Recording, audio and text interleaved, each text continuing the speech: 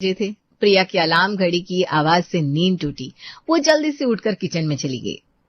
अरे यार, ये क्या हो रहा है? रोज रोज का यही हाल है।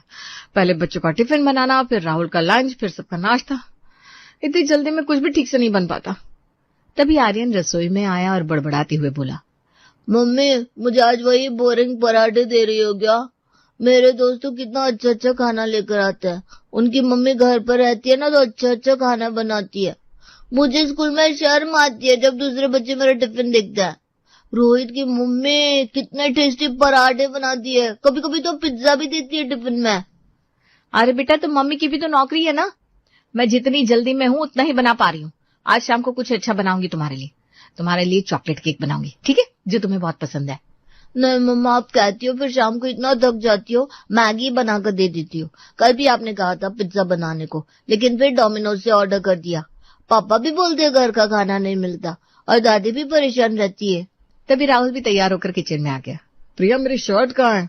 कल वाली नीली शर्ट चाहिए थी जो मैंने प्रेस करने को दी थी। अभी तक प्रेस नहीं हुई क्या? आज क्लाइंट के साथ प्रेजेंटेशन है और मैं अच्छा दिखना चाहता हूँ। अरे हाँ, मैं भूल गई। रात को इतनी थकी हुई थी कि प्रेस करना ही भूल गई। ऑफिस से आकर बच्चों का होमवर्क कराया, फिर खाना बनाया, फिर बर्तन धोए। आप कोई और शर्ट पहन लीजिए ना, वो ग्रे वाली भी तो अच्छी है। यार प्रिया, ये क्या बात हुई? बॉस के सामने प्रेजेंटेशन है आज और तुम कह रही हो कोई भी शर्ट पहन लो। ऑफिस में पहली बार ये इंप्रेशन की बात है। तुम्हारी नौकरी के चक्कर में घर का सब काम बिगड़ रहा है। पहले कभी ऐसा नहीं होता था। आप ऐसा क्यों बोल रहे हो राहुल?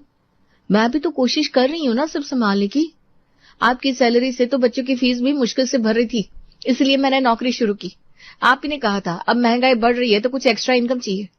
हाँ, मैं जानता हूँ, लेकिन फायदा क्या हुआ? तुम्हारी सैलरी आती है 25,000 और खर्च हो जाता है 30,000।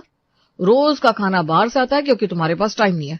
बच्चों के कपड़े धोने के लिए धोबी आता है, सफाई के लिए कमलाबाई आती है। तुम्हारे ऑफिस जाने के लिए कैब बुक करनी पड़ती है। असल में प्रॉफिट की जगह तो लॉस हो रहा है।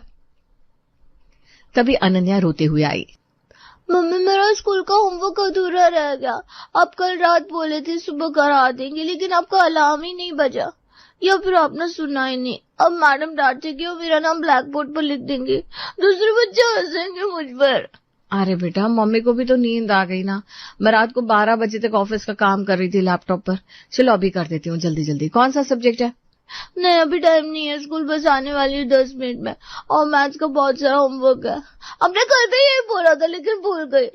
मेरी दोस्त प्रिया की मम्मी ना रोज उसके साथ बैठकर होमवर्क कराती है। प्रिया का दिल टूट गया। वो बेटी के आंसू पोंछते हुए बोली, सॉरी बेटा, मम्मी से गलती होगी। आज शाम को पक्का मैं तुम्हारे साथ बैठूंगी और वीकेंड पर तुम्हें पार्क भी ले चलूंगी, आइसक्रीम भी खाएंगे। आर्यन स्कूल जाते समय बोला, मम्मी, कल मेरा पेरेंट टीचर मीटिंग है स्कूल में। टीचर ने कहा है मम्मी पापा दोनों को आना है। मेरे नंबर बहुत कम आ रहे हैं और टीचर परेशान है। लास्ट टाइम भी आप नहीं आई थी क्योंकि ऑफिस में काम था। अब सब बच्चों के मम्मी पापा दोनों आएंगे और मेरे सिर्फ पापा आएंगे तो अच्छा नहीं लगेगा। अरे बेटा, मैं इस बार पक्का आऊंगी। बॉस से छुट्टी मांग लूंगी, तो परेशान मत हो। अपना ख्याल रखना और खाना टाइम पर खाना। हाँ। बच्चे स्कूल चले गए। राहुल भी किसी तरह दूसरी शर्ट पहनकर ऑफिस के लिए निकल गया। प्रिया अपनी सास के पास गई। मम्मी जी नमस्ते। आपकी दवाई का टाइम हो गया है, शुगर की दवाई लेनी है ना? बेटा, मेरी